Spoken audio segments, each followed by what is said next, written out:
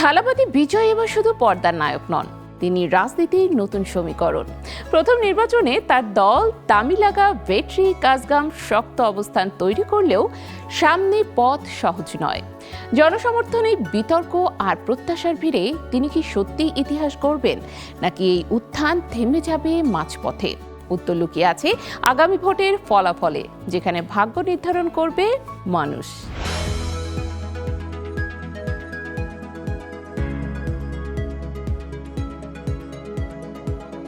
একজন মানুষ, একটি সিনেমা আর বাস্তব রাজনীতির অদ্ভুত মিল।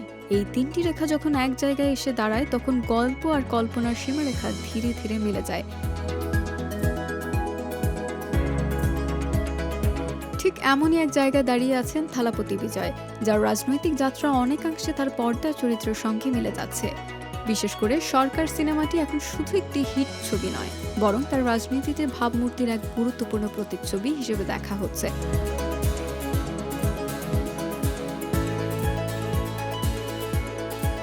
এই সিনেমায় তিনি ছিলেন এক বহিরাগত ব্যবসায়ী, যিনি ভোটের রাজনীতি, দুর্নীতি এবং ক্ষমতার কাঠামোর বিরুদ্ধে দাঁড়িয়ে সাধারণ মানুষের অধিকার প্রতিষ্ঠার চেষ্টা করেন। গল্পের ভেতরে যে লড়াই দেখানো হয়েছিল, বাস্তব রাজনীতিতেও প্রবেশ করার পর সেই লড়াইয়ের ছায়া যেন তাকে ধীরে ধীরে নিজের পথেও এসে পড়ে।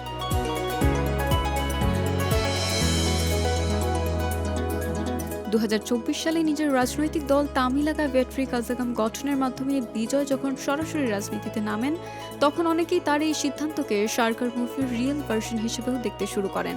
কারণ সিনেমায় যেমন তিনি একা দাঁড়িয়ে সিস্টেমকে প্রশ্ন করেছিলেন, বাস্তবেও তিনি ধীরে ধীরে নিজেকে সেই প্রশ্ন তোলা একজন নেতার জায়গায় দাঁড় করাচ্ছেন।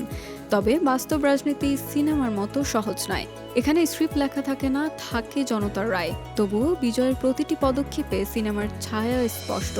তার জনসভা, বক্তব্যের ধরন, এমনকি জনতার সঙ্গে সংলাপ, সবকিছুতেই এক ধরনের সিনেম্যাটিক প্রেজেন্টেশন দেখা যায়, যা দর্শক নয়, ভোটারদের উদ্দেশ্যে তৈরি।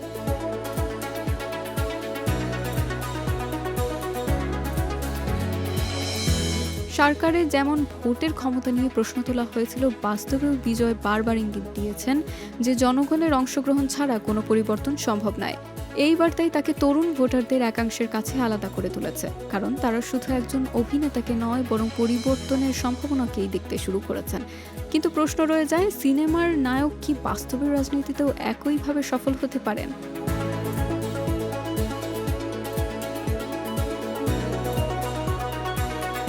তামিল রাজনীতির ইতিহাস বলছে, তারকা হওয়া আর ক্ষমতায় যাওয়া এক জিনিস নয়। দর্শকের ভালোবাসা ভোটের সংখ্যায় রূপ নিতে সময় নেয়, আর সেই পথ সব সময় মসৃণ হয় না। তবু বিজয়ের ক্ষেত্রে একটি বিষয় আলাদা। তিনি সিনেমাকে সরাসরি রাজনৈতিক ভাষায় রূপ দিয়েছেন। তার চরিত্র, তার দল, তার বক্তব্য সবকিছুই যেন এক দীর্ঘ গল্পের অংশ, যার শেষ অধ্যায় এখন লেখা হয়নি।